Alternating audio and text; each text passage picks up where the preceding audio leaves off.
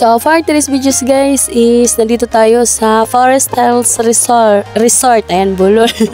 Forest Hills Resort in Matina, Davao City. Ayan nga guys. So, ayan, last year, andito din ako last year. Tsaka may vlog ako nito guys. So, ayan, papakita lang natin yung ganda ng lugar. Ayan, isa sa pinakagusto ko talaga dito is yung mga puno. Dapat meron talaga para fresh air. Ayan, nakaka-relax ng utang. Kasi dahil busy rin naman tayo. Ayan, super busy. Ayan, minsan kailangan natin magpalamig. Charot. Ayan, nagpapalamig na nga. Ayan, dito tayo. Very relax. Ayan, very relax. Ayan, shout out to all viewers. Ayan, si my friend. Ayan, si Jean Vlogs, guys. Is naka-live siya. Ayan. Kaya, medyo distance ako sa kanya kasi maingay siya. Ayan, shout out sa lahat ng viewers natin. Ayan, sarap ng swimming pool. Tingnan. Ayan. Kulay na kulay yung kulay niya.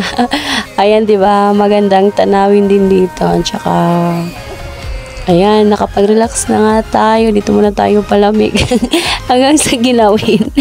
Tsaka maligo tayo. Ayan, di lang sa bahay may manok pati rin dito. Ayan, shout out. Ayan, si my friend, naka-live siya. Yan, ayan. Maya't maya at magsuswimming tayo. Dahil kulay pa lang niya. Parang ang sarap na magbaba, diba? Ayan, nakapagligo na nga. Ayan, Lika, samahan mo ako. Charot. Samahan mo yung likod ko.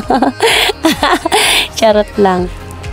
Ayan, swimming time. Swimming time. Ayan, kailangan natin magpalamig. Laging busy kaya minsan kailangan natin lumabas.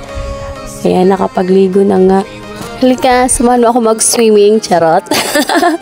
So, ayan nga guys. So, diba, ang sarap ng pool. Sarap niya liguan kasi napakaganda. Kulay pa lang niya. Ayan.